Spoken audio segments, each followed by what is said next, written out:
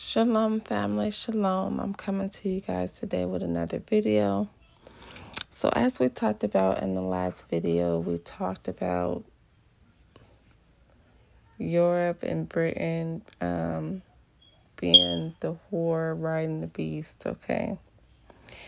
So today we're going to talk about the woman's seed, okay?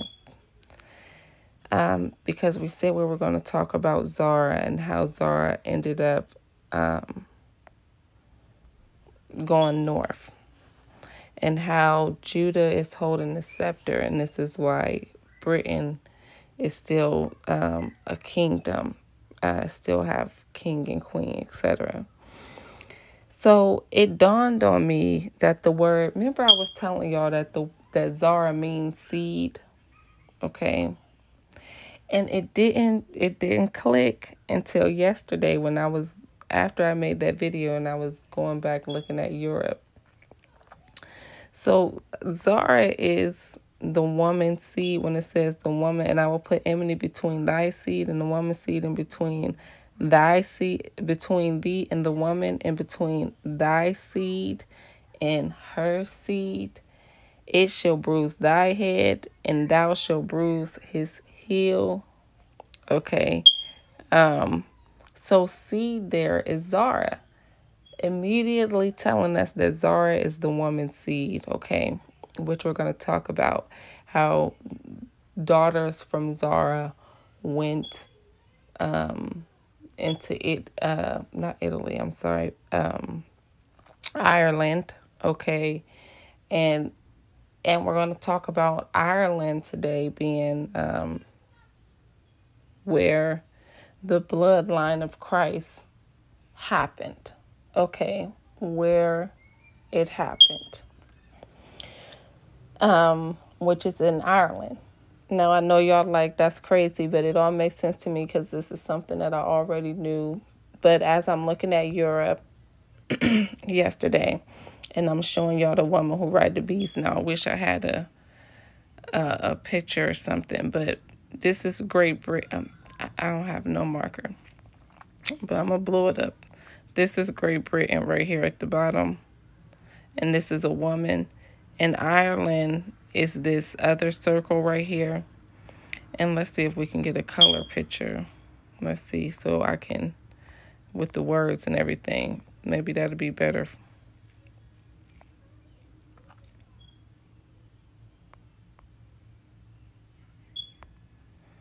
Okay, so y'all can see the United Kingdom, right? That's the woman. Europe is down here, Spain, France, all of that. That's the beast. You can see Italy's is like the leg, like a dinosaur. Y'all know how dinosaurs was big and they had the little arms. Okay, so Europe is showing you the beast. Now, United Kingdom is the woman. You can see the woman. And you see Ireland right here is a cup, and she's drinking from it. You can see that it's purple a little bit at the thing that's showing you the blood. Let's get that in Revelation 17, okay? It say, and there came one of the seven angels which had seven vials, and talked with me, saying unto me, Come hither, I will show unto thee the judgment of the great whore that sitteth upon many waters. Okay, is she not sitting upon many waters, even though we know the waters is nation, language, tongues, and etc.? But where's the United Kingdom? Where is she? Out in the water, right?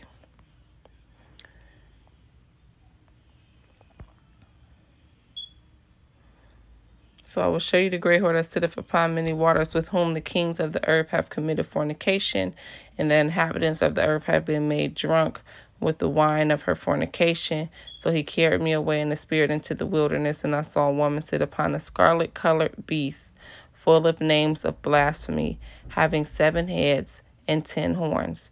And the woman was arrayed in purple and scarlet, and in scarlet color, and decked with gold and precious stones and pearls, having a golden cup in her hand, full of abominations and filthiness of her fornication. Okay, now this woman was arrayed in scarlet, and she riding a scarlet colored beast.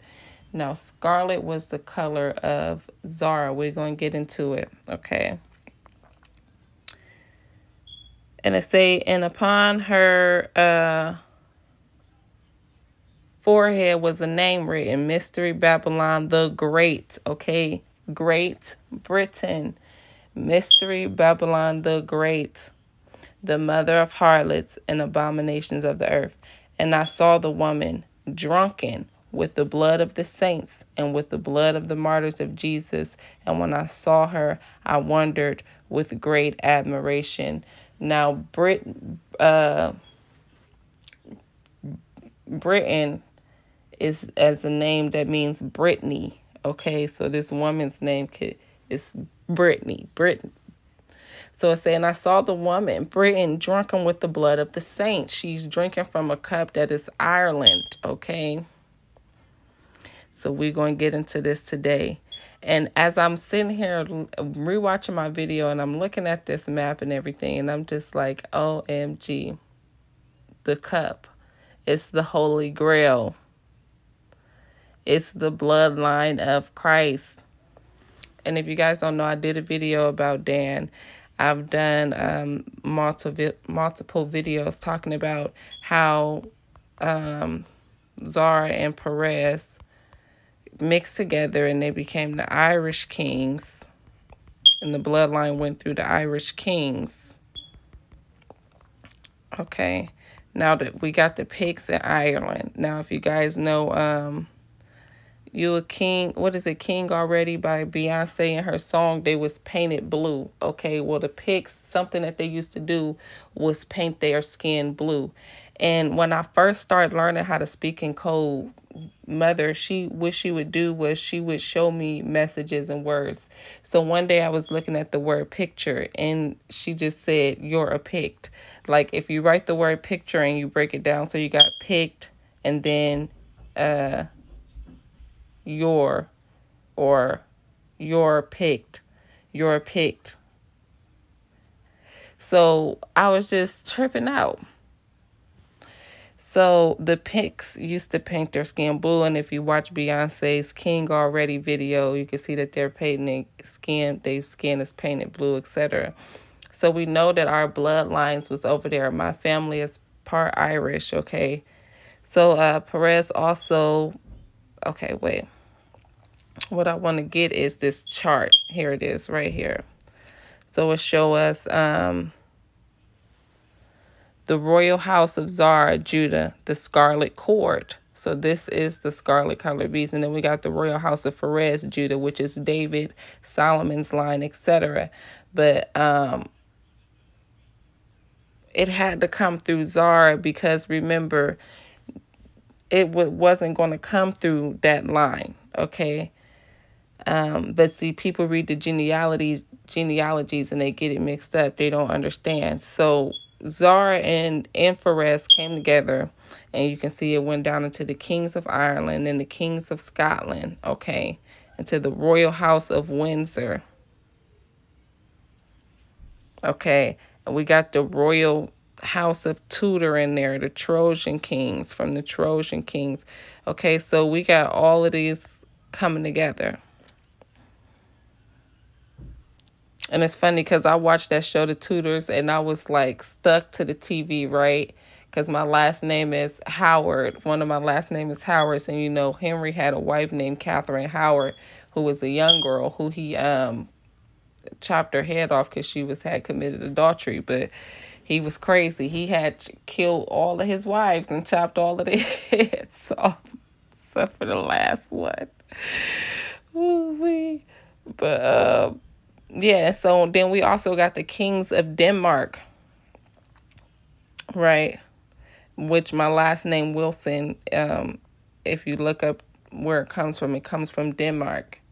Okay, and my name is Denisha. It has Den or Dan in it because it's the same word. Okay. So we can see that these lines mix, and we're going to read more about it. Now, why am I bringing this up? Because as I told y'all, this word seed means Zarah. Okay, so we need to understand what happened to Zarah's line to understand how this first beast came about. Okay, so Zerah means Zarah. And I told y'all the word north was Mazirah, or coming from the word Zarah, okay, which is how I got led to Great Britain. Now we're going to talk more about this, okay, because the word seed is, let me just pull it up and say, and the parable is this.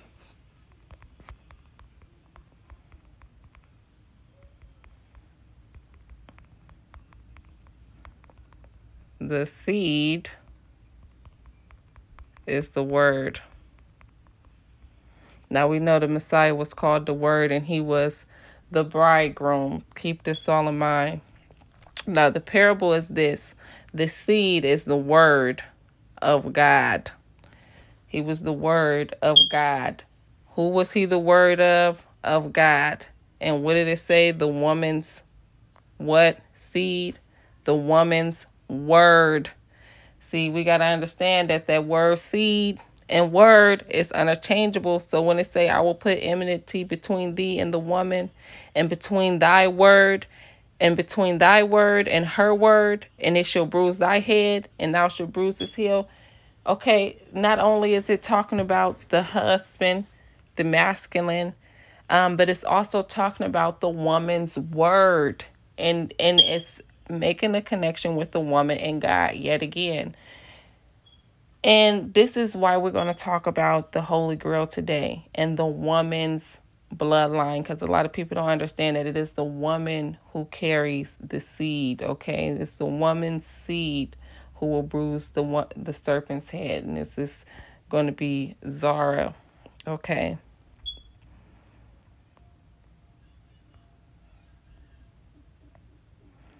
Now, the reason why I say that is because it's the woman's word. This is where I was getting at with that. I kind of lost my train of thought. This is why they made that false doctrine that women need to be silent and all of that, because they knew that it was the woman's word, okay, who would bruise the serpent's head.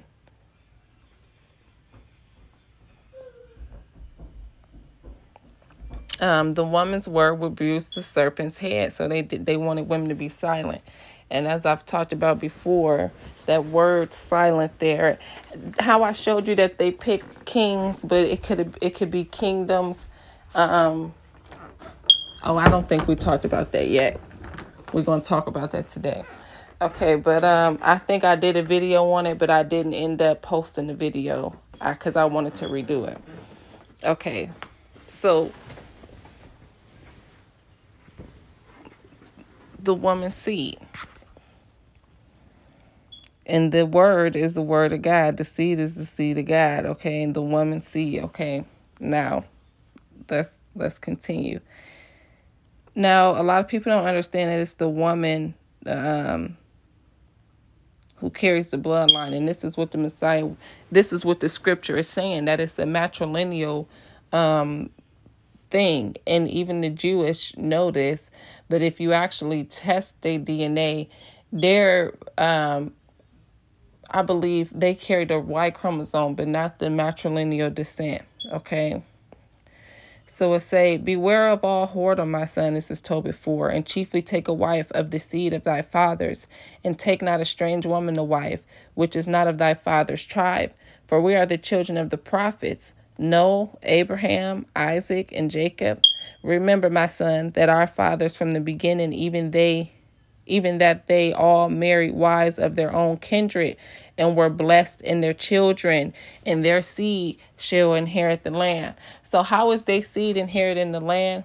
By having children with women of their own people. Why? Because we know that it's the women who inherit the land. It's the woman who's connected to the land. We've talked about this. We talked about this in the Heliogamos, the sovereignty goddess, how she's connected to the land. And this is why the king, how he gets the land is by getting the wife. He gets the wife and the land. And this is why in the scripture it tells you that, and I saw the bride coming down as a New Jerusalem. She is not only the land, it is the actual bride. Okay. So when you read Jubilees, it tell you that all Noah's sons made cities, and they named the cities after their wives. So So even they all married wives of their own kindred and were blessed in their children, and their seed inherit the land. The woman's seed inherit the land. Now therefore, my son, love thy brethren, and despise not in thy heart thy brethren, the sons and daughters of thy people, and not taking a wife of them. For in pride is destruction, and much trouble. So Jacob's trouble. And in lewdness is decay and great want, for lewdness is the mother of famine. So that's what Tobit was told. Now listen to Deuteronomy 7. Neither shalt thou make marriages with them. Thy daughter thou shalt not give unto his son, nor his daughter shalt thou take unto thy son. Why is it about the exchanging of the daughters? Because it's the woman who carries the bloodline. And when you give the woman, you giving the land, the rights, you giving all of that away when you give the woman away. And see, this is what they didn't understand. And Leland Jones just did a video talking about Ruth and Boaz, and how Ruth redeemed the land and the woman, because you couldn't redeem the land without the woman. So whoever was redeeming the land had to marry Ruth. I'm trying to tell you, he be on point. But he don't know the depth of what he's saying though. So that's what we're talking about. So when you give the daughters away, you give the land away, etc. And we're going to talk about how Great Britain is now what it is now today. Okay. I believe that it was King David's kingdom, and King David ruled in Scotland. They had a King David in Scotland. Okay. So look, neither shalt thou make marriages with them. Thy daughter shalt thou not give unto his son, nor his daughter shalt thou take unto thy son. Now listen what Ezra say in Ezra's 9. Now we talked about this, Ezra, when Ezra also tells us that the fathers did not carry the bloodline, because he told them that they needed to put away the wives and the children that was born unto them. Okay, so now therefore give not your daughters unto their sons, neither take their daughters unto your sons, nor seek their peace or their wealth forever, that ye may be strong and eat the good of the land, and leave it for an inheritance to your children forever, making a connection between the daughters and the land. Now, we talked about the sovereignty goddess. Let me just read this first before I pull it up.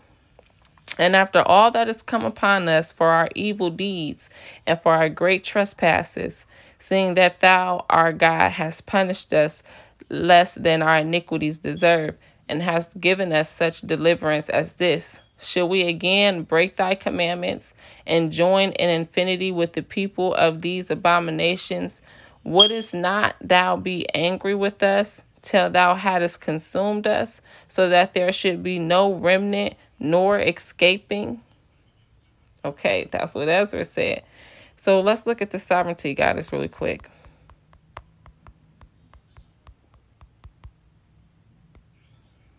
So the sovereignty goddess is a scholarly term almost exclusively used in Celtic studies. Okay, this is where we're going. Although parallels for the idea have been claimed in other traditions, usually under the label Helios Gamos. Now, ain't that what we was talking about, y'all? Ain't that what we was talking about? We done hit full circle. The term denotes a goddess who, personifying a territory, confers sovereignty upon a king by marrying or having sex with him. Some narratives of this type corresponds to folktale. The Lovely Lady. So this trope has been identified as one of the most well-known and often studied thematic elements of Celtic myth. It has also, however, been criticized in recent research for leading to an attempt to prove that every strong female character in medieval Welsh and Irish tales is a Celtic sovereignty goddess. Okay. So we already did videos on this. We ain't going to talk about it. I want to stay on the subject. So we can see that the woman comes with the land and the riches. Okay, this is why in Wisdom of Solomon, I definitely understand. This is why when Solomon asked for wisdom, he got riches and land and all of that, he became rich. And wisdom say in Proverbs, it say she has length of days in one hand and riches and honor in her other hand. Okay, so listen to this, y'all. So we can see that Zarah is mentioned in Jesus' genealogy, meaning that he would have had to come through this bloodline of where they intersected, which is, I believe, in Ireland. And this is why she is holding the cup, drinking from the cup, this blood of the saints from Ireland, okay? And not to just say it's only Ireland. We all spread around now. But if you know you got Irish in your family, then, this probably is directly to you, because I know I got Irish in my family. Okay, so it tells us that according to the legend, part of the Zarah lineage right here began to colonize. According to the legend, part of the Zarah lineage began to colonize Ireland as early as 900 BC. Part of this lineage would eventually return to Israel. Apocryphal text alludes that Mary, mother of Jesus, was both a descendant from Zarah and Perez. Okay? So we can see that the woman's seed is Zarah. Okay? It didn't come through Perez. So the Holy Grail, and that is the woman who actually carries the bloodline.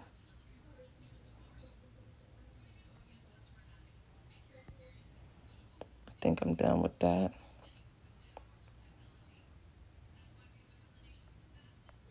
Okay, we're going to read this, and then we're going to read a little bit about Zarah. So the Holy Grail, or Grail, is a treasure that serves as an important motif. Now, let me tell y'all what the Holy Grail is about. The Holy Grail symbolizes the womb, the vagina, okay? You see it's that upside down triangle shape, okay?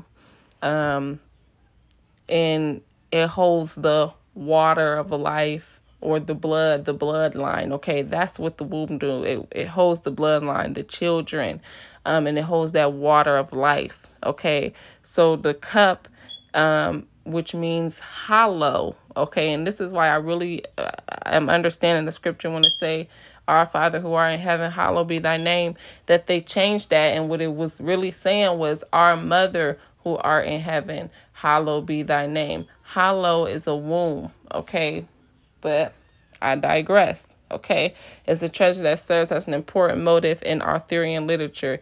Different traditions describe it as a cup, dish, or stone with miraculous powers that provides happiness, eternal youth, okay? That's that water of life, that elixir, or sustenance and infinite abundance, often in the custody of the fisher king. Now, what did Jesus say? I will make you fishers of man, okay? And what does Revelation say? He has made us kings and priests. Okay, the term Holy Grail is often used to denote an elusive object or goal that is sought after for its great significance. A grail, wondrous but not explicitly holy, first appears in Percival, an unfinished romance written around 1190. Chrétien's story attracted many continuators, translators, and interpreters in the later 12th and early 13th centuries, including Wolfram Von, who perceived the Grail as a stone. In the late 12th century, Robert wrote in Joseph de Arimathea that the Grail was Jesus' vessel from the Last Supper, which Joseph of Arimathea used to catch Christ's blood at the crucifixion. Thereafter, the Holy Grail became interwoven with the legend of the Holy Chalice, the Last Supper cup. A theme continued in works such as Lancelot Grail, cycle, and consecutive. The word Grail, as its earliest spell, comes from the Old French Grail or Grill, cognate with the Grizzle or Grizzle, meaning a cup or a bowl of earth, wood, or metal, or other various types of vessels. Okay. So I'm not going, oh Lord, my son crying. So I'm not going to continue reading about this. You can read this on your own time. I want to get into Zarah, and then I want to wrap this video up. I just want to show y'all how we got to Great Britain being the North. Okay. 1 second, family. So we're going to talk a little bit about Zarah, and then I'm going to wrap this video up. So say, is Jewish royalty on the British throne? Judah married a Canaanite girl contrary to God's law. She gave birth to 3 children, Er, Onan, and Shelah. Now, my mother's name is Sheila. Listen to this. Er and Onan were wicked, and God executed them. It then became the responsibility of Shelah to marry Tamar and to name her firstborn son after his dead brother. He did this, and Er's descendants migrated to Ireland and named it Erin, or Er's land. The ancient Irish language was Ursi, a combination of Hebrew and Phoenician. Some Ursi characters closely resemble the lettering of the Moabite stone and those of the Siloam inscriptions, and are almost identical with the Anglo-Saxon of the Earl MSS, which race also came from the stock of Abraham. Southern Ireland is known today as Irie. Also, the name Sheila is a popular Irish Scottish name. Girls are also known as Sheilas. Okay, so say girls are also known as Sheilas, and that's my mother's name. I say the Irish are noted for their famous Irish linen, and this was a distinctive feature of this family. As 1 Corinthians 4:21 says, the sons of Shelah, the son of Judah, were the families of the house that wrought fine linen. In southwest Britain is the Tamarus River. Judah also got Tamar pregnant with twins, as Genesis 38:27-30 says. Now it came to pass at the time for giving birth that, behold, twins were in her womb. And so it was, when she was giving birth, that one put out his hand, and the midwife took a scarlet thread and bound it on his hand, saying, this one came out first, and this is the red hand of Ulster. Then it happened, as he drew back his hand, that his brother came out unexpectedly and said, how did you break through? This breach be upon you. Therefore his name was called Perez, breach. Afterward his brother came out, who had the scarlet thread on his hand, and his name was called Zarah, seed. Okay, his name was called Zarah, seed. Okay, the woman's seed. Zarah. They were called Perez and Zarah. Zarah had no children when he went down into Egypt with his grandfather Jacob. The descendants of Zarah, both sons and grandsons, are mentioned in 1 Chronicles and in 1 Kings. Now, it tells us that Zarah was in Egypt. Okay, now I say that this first beast got beast from the dragon, which is told to us as Egypt in Scripture. Got his power and his seat and great authority from the dragon. But sons and grandsons are mentioned in 1 Chronicles, okay, as Ethan the Ezrahite, or Zarahite, and Heman and Chalco and Darda, the sons of Mahol. But the biblical genealogy of Zarah ends with this third generation, indicating the departure of Zarah's line from Israel, while Israel was in Egypt 400 years. Where did they go? In Crete, we find Mount Ida and inhabitants called Idaeans, which sound similar to the word for Judeans. A Yardanis, which would make sense because, as I told y'all, vowels is interchangeable, so the J and the I could be interchangeable because, I'm thinking of Y. Yeah, J and Y is interchangeable and Y is a vowel, okay? So a Yardanis,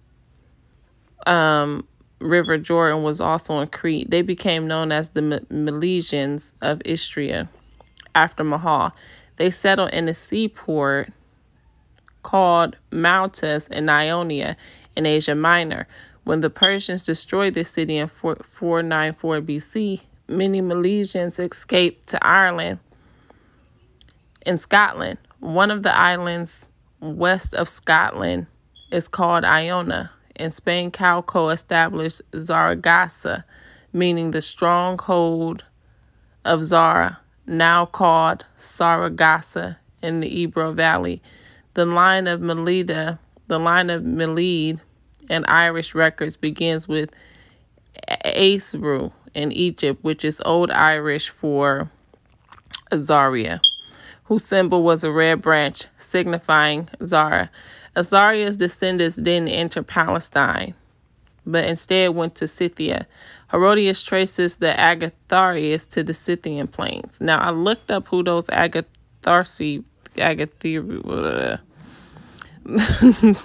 I go. Y'all know I'm bad with pronunciation, but it's saying it were a Scythian people or mixed Dacian Scythian origin who, in the time of Herodotus, occupied the plain of Maurice or Meuse in the mountains, a part of ancient Dacia, now known as Transylvania in present-day Romania. Their ruling class seems to have been of Scythian origin. So remember, I had the dream about Vlad the Impaler and all of that, and we talked about Romania, and I said Romania means terror, which is earth, which could be the second beast coming out of the sea. Coming out of the earth, terror. Well, Romania means citizens of Rome. So as I said, the south, that second beast, I do believe is Rome.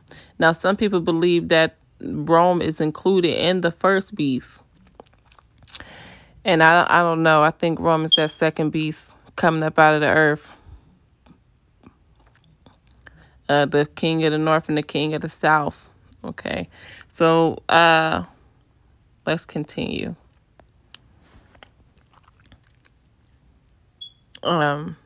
So I say it then became,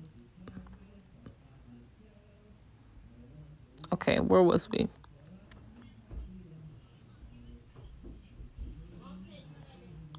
Okay, one of the islands west of Scotland is called Iona. In Spain, Calco established Zaragoza, meaning the stronghold of Zarah, now called Saragossa. In Ebro Valley, the line of Median Irish records begins with Esru in Egypt, which is Old Irish for Azariah, whose symbol was a red branch, signifying Zarah. Azariah's descendants didn't enter Palestine, but instead went to Scythia. Herodotus traces the Agatharses to the Scythian plains. Thrace. Odin of Denmark, and it's so funny because I just told y'all that my last name come from Denmark. My first name is Denisha, which means woman of Dan, and God called me Wednesday, which means Odin. Okay, Odin of Denmark led them to Scotland. The Milesians of Ireland agreed to give wives to the Agatharsi of Scotland on condition that their inheritance passed on from their daughters, not their sons. So the inheritance passes on through the women. And this is why God said, do not take their daughters or marry their daughters. First of all, because it's not about race. It's about righteousness and evil, okay? God wants righteousness and righteousness together. And Paul tell you this. What does light have to do with dark? Okay, it's not about race. Okay, so say also the name Sheila is a popular Irish and Scottish name. Girls are also known as Sheilas. Okay, wait, where the heck? I keep starting way back up here. So it was supposed to be passed on from their daughters, not their sons.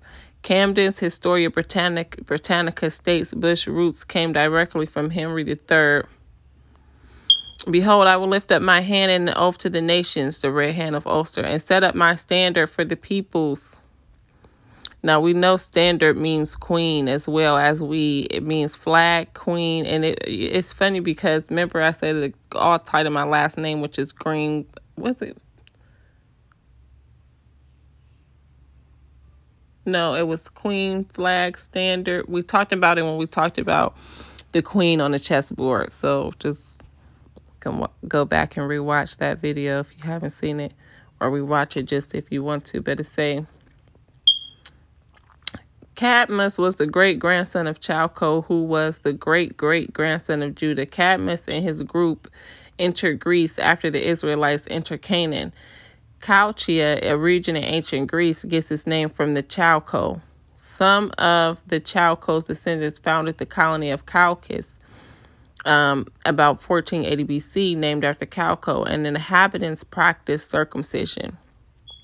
The speech and manner of the Chalcones were Egyptian. We also find the city of Chalcis in Greece. Now y'all know we got the story about Scotia, or the Queen of Scotland, who was supposed to be Egyptian. So it's saying Chalco became the founder of the kingly dynasties of Western Europe. The name of Cole is familiar to all students and genealogists. Genealogists in Western Europe, particularly in Spain, France, Ireland, and Scotland. Indeed, in England, also we have the old King Cole. The Britons, make me think of that King Cole, themselves claim to be descendants of the ancient Trojans. The religion of the Britons was identical with that held by all the disciples of the Pelagians. The identity of the British Druish with the Hyperboreans of the Greeks is clear and distinct. Chalco's brother Darda, called Dardanus by Josephus, was the Egyptian founder of Troy and the kingdom of Priam on the southern shore of the strait called Dardanelles. Pliny says that the Moesia contains the Dardani. He also says that the savage tribe of the Dardani live on the northwest coast of Greece. Strabo says the Dardani live among the Lyrians. Okay, and my middle name is Aria, which is backwards is Lyra.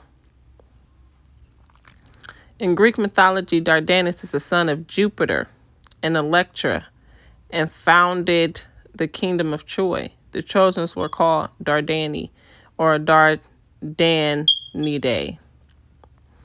When the city of Troy was overthrown in the famous siege of Troy, Aeneas, the last of the royal blood, took what was left of his nation and traveled with them into Europe. His sons Brutus, on going to Malta, was there advised by an oracle to reestablish his people in the Great White Island, Britain so called because of the white cliffs of Dover. The oracle said the whole earth shall be subject to the race of Brutus. This advice was recorded in the archaic Greek of the Temple of Diana and was later verified by the Pope. The king landed at Torbay, and a historical stone still stands in the town of Toteness, commemorating his coming. He built a new capital city and named it Troia, or New Troy, later called Trinovantum. Still later, the Romans called it Londinium, now known as London. Did I just talk about London in my other video? I think I did. Brutus the Trojan named Britain after himself. Historia Britonum. Okay. Confirm the story. The ancient annals of, you know what, Big Judah been doing videos on the ancient annals of Irish. I haven't watched them because, I already know about a lot of the Irish stuff because I've just studied it already because my family is part Irish.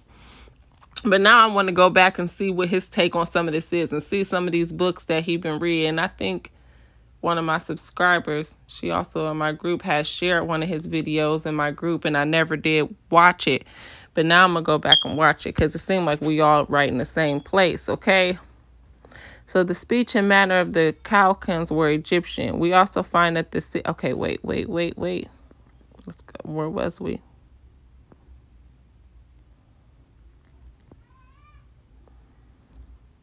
Okay, the ancient annals. The most part of our Irish chronicles agree that the sons of Maltus came to this land in the beginning of the destruction of Troy. The sacred banner of the Malaysians was a flag on which was represented a dead serpent and the rod of Moses. The letter from the Casabilan, king of the Britons, to Caius Julius Caesar says the same vein of nobility flows from Aeneas and the Britons and Romans. And then it says Virgil, Aeneid, written from 26 to 19 BC, tells about Trojans under Aeneas who founded Rome. The throne of Britain is the oldest in Europe and has preserved the same coronation service as far as records go back in 785 AD. That is for 1,215 years. Why so long? Because God said to David, thy throne shall be established forever. Genesis 49:10. Now, as some of my Hebrew Israelite sisters and brothers out there that's black, and y'all know we say the Hebrew Israelites is black, but you can't say that now because everybody done mixed up. Okay, and when you understand genealogy, you understand that the seed from the mother is passed down unchanging. So it don't matter what your skin color is. And this is how they bred you out, okay? And y'all still doing the same thing today because, you know, we got this false doctrine. Oh, I'm whatever my father is. It don't matter. Oh, a man can be with whoever he wants. Don't matter. Da, da, da, da. But technically, that's not how genetics work. Okay, you're going to be whatever your mother is, not what your father is, okay? So let's say a white man took a black woman who was a Hebrew Israelite and they had a mixed child who was a mixed woman, and she married a white man. So now you got this mixed woman married a white man. Now the child look more white, but technically the mother is still carrying that DNA. So now this is how it get changed, okay? So, you know, people would be like, oh, it's not because they white and this and that and this and that. Well, let's not talk about color, because I think I told y'all in the last video that when I was like that, God had to correct me. You can't just say white people is not Israel or Israelites or whatever. It's this about the bloodline. We don't know. The only Spirit know, okay? So, behold, I will lift up my hand and oath to the nations. Okay, wait. Where's we at? Okay, so I say, the oldest Israel have preserved the same coronation service. Okay, should be established forever. The scepter shall not depart from Judah until Shiloh. Peace come. The Messiah is the Prince of Shiloh and hasn't come back yet. The British coronation service is identical to the Bible. Anointed with oil, crown of pure gold, sitting on or at his pillar stone, presenting with the Bible, giving bracelets of St. George. This shout, God save the king, an oath. This is another proof the British are the house of Israel. After Troy fell in 1181, the populace in the conquered regions fled from the Greeks to various parts of Europe. One of these groups was led by Aeneas, finally reached Italy. But there were other groups who left Troy and after the first Trojan War. Another group of Trojan refugees was led by Francio, the son of the ill-fated Hector, and heir to the line of Simotheus in Gaul. They migrated to Pannonia and then on to Western Europe. From these Trojans is descended the house of Dukes of Brant, Belgium, Netherlands territory. From this Assyrio-Judaic family came Charlemagne, the first emperor of the Holy Roman Empire of the German nation. Charlemagne the Great. A complete list of these Trojan rulers from Hector down to Charlemagne is found in the work. Kodak. So let's say,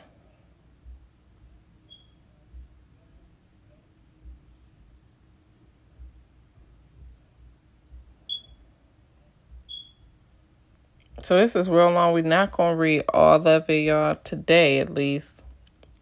So let's just skip down to the red hand. Returning again to the birth of Judah's twin sons, as recorded in Genesis 38, we find the peculiar circumstances of this birth gave descendants of Zarah another emblem. And so it was, when she was giving birth, that the one put out his hand, and the midwife took a scarlet thread and bound it on his hand, saying, this one came out first. Here we have an emblem which is absolutely unique, one which could apply to no one else, and one to which the historical record draws special and emphatic attention. A hand red from the blood of birth, circled by a scarlet thread on cord. In this unique way, a red hand circled by a scarlet thread or cord also became an emblem of the Zarah branch of the tribe of Judah. So it seemed like this beast is just all of these places where in Europe where Zarah was, okay, but particularly I want to say Great Britain in the north, this woman riding beast, okay, the scarlet colored beast. So here we have, or I could just include the woman riding the whole of Europe, okay, which I said the beast in Revelation 17 could just be a combination of the first and second beast together. But again, I ain't going to be presumptuous because we haven't talked about that yet. Okay, pre-Exodus migrations. As we have already seen, the descendants of Zarah Judah, or most of them, decided to leave their brethren and flee out of Egypt to some new land or lands where they could establish independent kingdoms of their own. History and tradition records that they divided into two or more groups, which then fled across the Mediterranean Sea from Egypt in different directions. One of these groups was led by Calco, also known as Cecrops, a great-grandson of Zarah. Calco and his group fled to Greece and founded the city of Athens. Another group led by Darda and Darnus ended up in Troy and became the ancestors of the Trojans. Not long prior to the Exodus, Gathylus, a son of Cecrops or Calco, returned to Egypt after killing a man. After assisting one of the pharaohs in his fight against the Ethiopians, Gathylus was given the land of the pharaoh's daughter Skoda in marriage. After living 7 years in Egypt, Gathylus fled the land at the outset of the plagues and traveled westward to a land known today as Spain, where he settled years in Egypt. Gathylus fled the land, where he settled for a number of years. During their time in Spain, Gathylus and his people founded a city which still bears the name of their ancestors, Zaragoza. At this point, we should realize that these descendants of Sarah were racially Hebrews, being descended from Heber through Abraham. Wherever they traveled, they left this name like a footprint, marking their journey to distant lands. Thus, the river on the banks on which they founded the city of Zaragoza is still to this day called the Ebro, and to the land itself they gave the name Iberia, the land of the Hibiri, or the Hebrews. After residing for some time in Spain, Gathylus died, and his widow Skoda, along with her sons, left the land and voyaged northward to the island we now call Ireland. Once again, they took their name with them, calling their new home Hiberland or Hibernia. In the islands to the north of it, the Hebrides. Then, with Erimum as their king, the descendants of Zarah Judah founded the kingdom of Ulster shortly after the Exodus, and from that time until the present, a matter of nearly 34,000 years, the emblem of Ulster has been a red hand circle with a scarlet cord.